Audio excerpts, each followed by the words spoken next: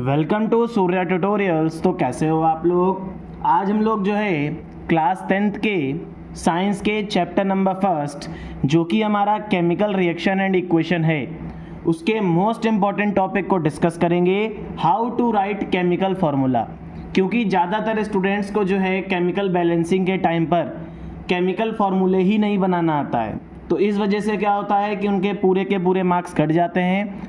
तो आज हम लोग जो है इस वीडियो में ये सीखेंगे कि किस तरीके से हम लोग जो है बड़े आसानी से केमिकल फार्मूला बना सकते हैं। तो सबसे पहली स्टेप क्या है, अगर आपको किसी भी कंपाउंड का फार्मूला बनाना है तो आप लोगों को वैलेंसी के बारे में पता होना चाहिए। ठीक है, तो हमें सबसे पहले एटॉमिक नंबर 1 से लेकर के 20 तक की सभी वैलेंसीज याद होना चाहिए। साथ ही साथ फॉर्मूले को जब हम लोग बनाएंगे कुछ कंपाउंड्स के, तो उसके लिए हम लोगों को कुछ अदर एलिमेंट्स की भी वैलेंसी की रिक्वायरमेंट होगी। तो इस वीडियो में हम लोग जो है सबसे पहले सारी वैलेंसीज को समझेंगे और देन फिर उसके बाद हम लोग जो है किस तरीके से केमिकल फॉर्मूले बनाए जाते हैं उसके बारे में बात करेंगे। तो सबसे पहले जो है हम लोग जो है वैलेंसी के बारे में बात करते हैं। हाइड्रोजन, तो देखा जाए हाइड्रोजन का एटॉमिक नंबर 1 होता है और इसकी वैलेंसी कितनी होगी 1। अगर हीलियम की बात करी जाए तो हीलियम का एटॉमिक नंबर 2 होता है और इसके आउटर मोस्ट शेल में 2 इलेक्ट्रॉन्स होते हैं, तो इसकी वैलेंसी 0 होगी क्योंकि इसकी ड्यूप्लेट क्या होती है, इसकी ड्यूप्लेट अपने आप कंप्लीट रहती है। लिथियम की अगर बात करी जाए तो लिथियम का एटॉमिक नंबर 3 होता है और इसकी वैलेंसी 1 होगी। वहीं पे अगर बेरिलियम की बात करी जाए तो बेरिलियम का एटॉमिक नंबर क्या होता है 4 और इसकी वैलेंसी क्या हो जाएगी 2। इसी तरीके से अगर बोरॉन की बात करी जाए तो बोरॉन की वैलेंसी क्या होगी, बोरॉन की वैलेंसी 3 होगी।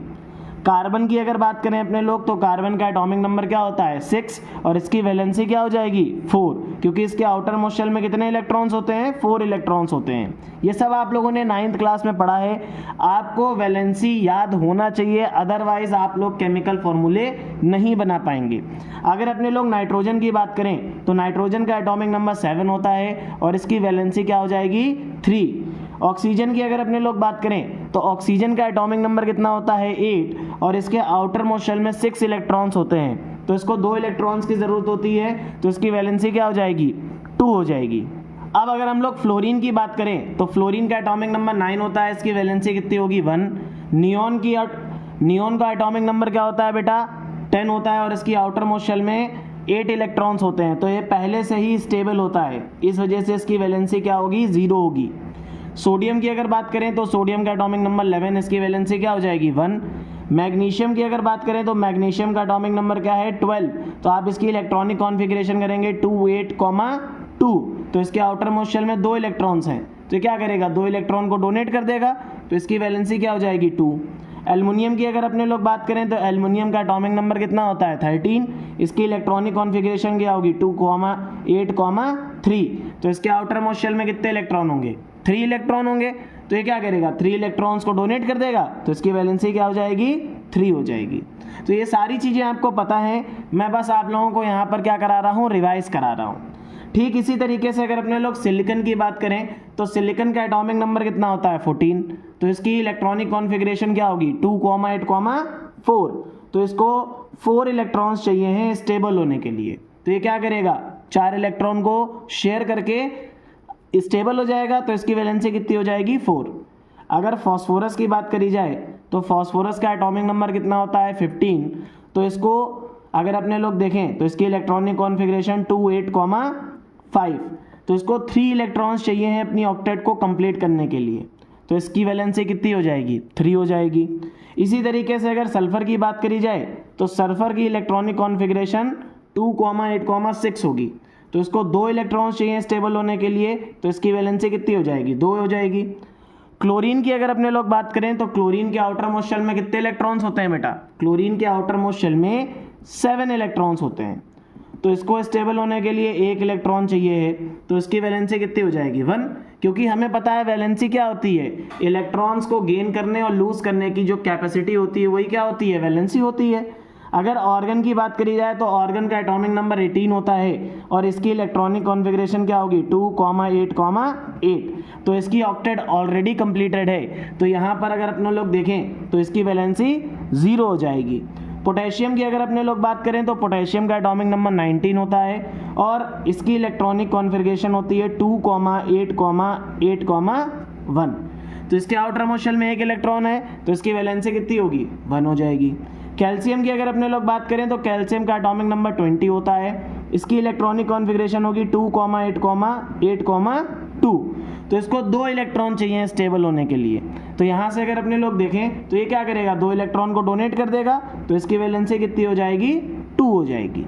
अब देखिए ये तो हम लोगों ने 1 से लेके 20 तक की जितने भी एलिमेंट्स थे उनकी वैलेंसी पढ़ ली। अब हम लोगों को कुछ स्पेशल एलिमेंट्स हैं उनकी वैलेंसी पता होनी चाहिए, तभी हम लोग क्या करेंगे बैलेंसिंग कर पाएंगे। फॉर एग्जांपल अगर कहीं पे भी आपको क्यूप्रस दिख रहा है, देखिए अगर लास्ट में अस आ रहा है तो उसमें क्या होगा, वैलेंसी आपकी हमेशा 2 रहेगी, एक्सेप्ट मरकरी के केस में। तो क्यूप्रस और फेरस इनकी वैलेंसी कितनी होती है 2 होती है। फेरस मतलब क्या होता है बेटा आयरन और क्यूप्रस मतलब क्या होता है कॉपर। ठीक इसी तरीके से अगर लास्ट में इक आ रहा है, for example ferric and cupric, तो इसकी वैलेंसी कितनी हो जाएगी 3 हो जाएगी। अब नेक्स्ट देखते हैं जिंक। तो जिंक की वैलेंसी बेटा कितनी होती है, जिंक की वैलेंसी 2 होती है। ठीक है, मरकरी की अगर अपने लोग बात करें तो मरकरी को अपने लोग Hg से डिनोट करते हैं और इसको मर्क्यूरस भी बोलते हैं। मर्क्यूरस की वैलेंसी कितनी होगी 1 होगी। अमोनियम को हम लोग बेटा NH4 से रिप्रेजेंट करते हैं, उसकी वैलेंसी 1 होगी। ठीक इसी तरीके से अगर ब्रोमीन की बात करी जाए तो ब्रोमीन क्या है बेटा, ब्रोमीन हो गया, क्लोरीन हो गया, ब्रोमीन, क्लोरीन, फ्लोरीन, आयोडीन, ये सब बेटा आपके हैलोजन फैमिली से बिलोंग करते हैं और इन सब की वैलेंसी कितनी होती है 1 होती है। तो ब्रोमीन और आयोडीन की वैलेंसी कितनी हो जाएगी 1 हो जाएगी। इसी तरीके से अगर नाइट्रेट की बात करी जाए और नाइट्राइट की बात करी जाए तो नाइट्राइट को बेटा NO2 से रिप्रेजेंट करते हैं और इसकी वैलेंसी कितनी होती है 1 होती है।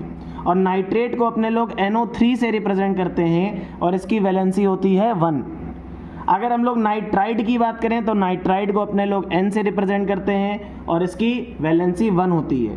इसी तरीके से फॉस्फेट की बात करी जाए तो फॉस्फेट को PO4 से रिप्रेजेंट करते हैं और इसकी वैलेंसी 3 होती है। फॉस्फाइड की अगर बात करी जाए तो फॉस्फाइड को P से डिनोट करते हैं और इसकी वैलेंसी 3 होती है। तो देखिए सभी एलिमेंट्स की वैलेंसी अगर आपको नहीं आती होगी तो आप जो है केमिकल फार्मूला नहीं बना पाओगे।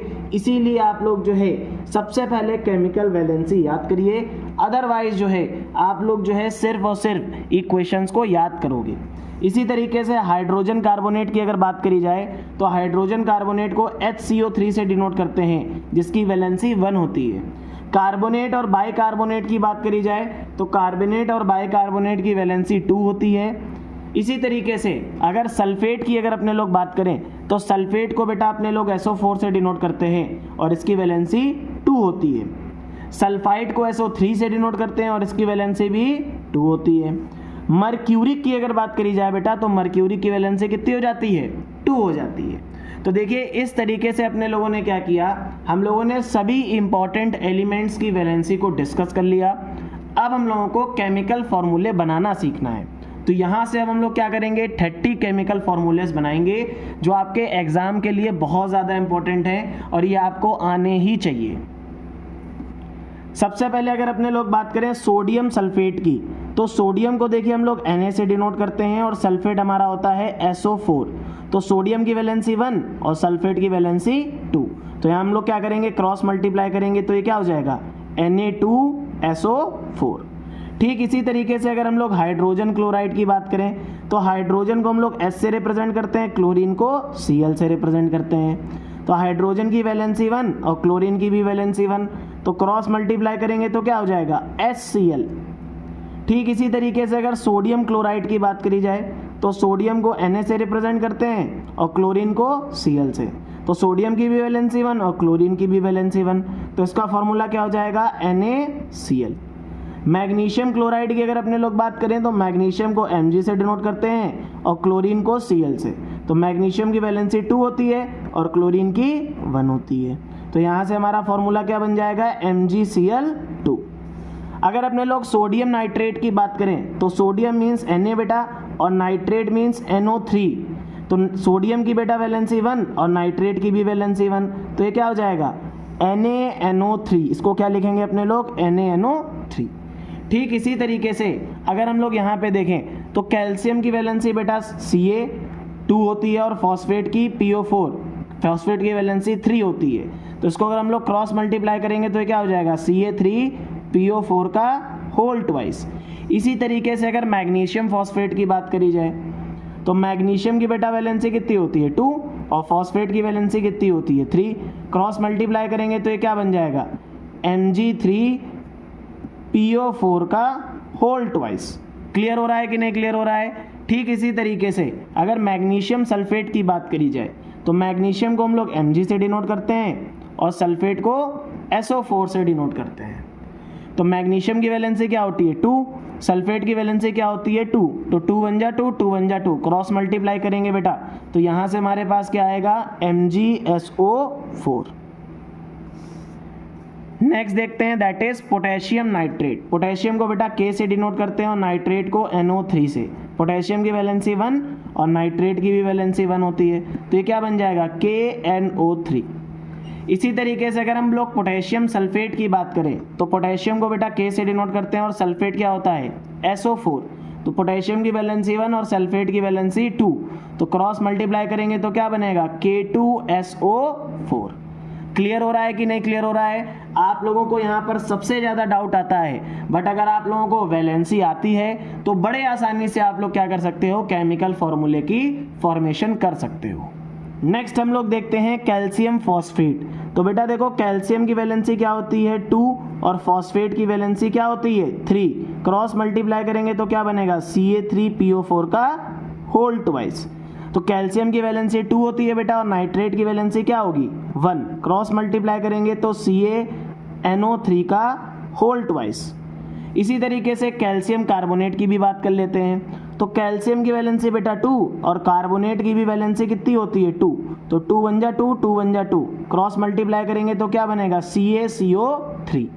अगर हम लोग यहाँ पर देखें तो आप देखिए एल्युमिनियम नाइट्रेट, एल्युमिनियम बोले तो Al और नाइट्रेट बोले तो NO3। एल्युमिनियम की वैलेंसी 3 और नाइट्रेट की वैलेंसी कितनी होती है 1। क्रॉस मल्टीप्लाई करेंगे तो क्या बनेगा AlNO3 का होल ट्वाइस। अगर हम लोग एल्युमिनियम सल्फेट की बात करें तो एल्युमिनियम की वैलेंसी 3 होती है और सल्फेट की वैलेंसी कितनी होती है 2 होती है। तो क्रॉस मल्टीप्लाई करेंगे तो क्या बनेगा Al2SO4 का होल थ्राइस। अगर हम लोग नेक्स्ट देखें दैट इज सोडियम ऑक्साइड। तो बेटा सोडियम की वैलेंसी कितनी होती है, सोडियम की वैलेंसी होती है 1 और ऑक्सीजन की या ऑक्साइड की वैलेंसी होती है 2। तो इसको क्रॉस मल्टीप्लाई करेंगे तो बनेगा Na2O। नेक्स्ट देखते हैं अपने लोग कार्बन डाइऑक्साइड। तो कार्बन की बेटा वैलेंसी 4 और ऑक्सीजन की वैलेंसी 2, तो 2 1 जा 2, 2 2 जा 4, तो ये क्या बनेगा C के साथ 1 और O के साथ 2, दैट इज CO2। अब हम लोग जो है नेक्स्ट एलिमेंट को देखते हैं दैट इज एल्युमिनियम ऑक्साइड। तो एल्युमिनियम ऑक्साइड की अगर अपने लोग बात करें तो एल्युमिनियम को Al से डिनोट करते हैं और ऑक्सीजन को O से। एल्युमिनियम की बेटा वैलेंसी कितनी होती है 3 और ऑक्सीजन की वैलेंसी कितनी होगी 2। तो यहाँ से अगर अपने लोग देखें तो ये क्या बनेगा Al2O3। नेक्स्ट हम लोग कंपाउंड देखते हैं that is calcium hydrogen carbonate. तो कैल्शियम को बेटा Ca से डिनोट करते हैं और हाइड्रोजन कार्बोनेट को HCO3 से। तो कैल्शियम की वैलेंसी 2 और हाइड्रोजन कार्बोनेट की वैलेंसी 1, तो क्रॉस मल्टीप्लाई करेंगे तो क्या बनेगा CaHCO3 का होल ट्वाइस। जिंक क्लोराइड को देखते हैं इसी तरीके से। तो जिंक की वैलेंसी बेटा कितनी होती है 2 और क्लोरीन की वैलेंसी होती है 1। क्रॉस मल्टीप्लाई करेंगे तो ये क्या बन जाएगा ZnCl2। इसी तरीके से बेटा अपने लोग जो है बेरिलियम सल्फेट की बात करते हैं। तो बेरिलियम को Be से डिनोट करते हैं जिसकी वैलेंसी 2 होती है और सल्फेट को बेटा SO4 से डिनोट करते हैं जिसकी वैलेंसी भी 2 होती है। तो 2 1 जा 2, 2 1 जा 2, क्रॉस मल्टीप्लाई करेंगे तो क्या बनेगा BeSO4। इसी तरीके से अगर नाइट्रोजन डाइऑक्साइड की बात करी जाए बेटा तो नाइट्रोजन N होता है और ऑक्सीजन क्या होता है बेटा O। अगर आप इसको देखोगे तो नाइट्रोजन बेटा ऑक्सीजन के साथ 5 कंपाउंड्स फॉर्म करता है, ठीक है, नाइट्रोजन मोनोऑक्साइड, डाइऑक्साइड। तो यहाँ पे ये नाइट्रोजन डाइऑक्साइड का मतलब है दैट इज NO2। इसको क्या बोलेंगे अपने लोग NO2 बोलेंगे। अब नेक्स्ट अपने लोग देखते हैं बेटा सल्फ्यूरिक एसिड के बारे में बात करते हैं। तो सल्फ्यूरिक एसिड में बेटा हाइड्रोजन और सल्फर होती है। तो हाइड्रोजन की वैलेंसी कितनी होती है आपकी 1 और सल्फेट की वैलेंसी कितनी होती है 2, तो ये क्या बनेगा H2SO4। अब देखिए नेक्स्ट रूल, फेरिक ऑक्साइड। तो आपको पता है जब भी इक आएगा तो वैलेंसी कितनी होगी 3, तो यहाँ पे ऑक्सीजन क्या हो जाएगा आपका 2, तो क्या बनेगा Fe2O3। क्लियर हो रहा है कि नहीं क्लियर हो रहा है। नेक्स्ट देखते हैं क्यूपरस ऑक्साइड। बेटा लास्ट में क्या आ रहा है अस, तो कॉपर को Cu से डिनोट करते हैं, ऑक्सीजन को O से, तो कॉपर की वैलेंसी 2 और ऑक्सीजन की भी वैलेंसी 2, क्रॉस मल्टीप्लाई करेंगे तो 2 1 जा 2, 2 1 जा 2, क्या आ जाएगा CuO। अब देखते हैं मर्क्यूरस ऑक्साइड। तो मैंने आपको बताया था जब भी अस आएगा तो वैलेंसी कितनी होगी 1 मरकरी के केस में, तो Hg की वैलेंसी 1 और ऑक्सीजन की वैलेंसी 2, तो यहाँ पे क्या बनेगा Hg2O। क्लियर हो रहा है कि नहीं क्लियर हो रहा है। नेक्स्ट देखिए सोडियम हाइड्रोजन कार्बोनेट। तो आपको अच्छी तरीके से पता है सोडियम को Na से डिनोट करते हैं, इसकी वैलेंसी 1 होती है, और हाइड्रोजन कार्बोनेट को HCO3 से डिनोट करते हैं जिसकी वैलेंसी 2 होती है।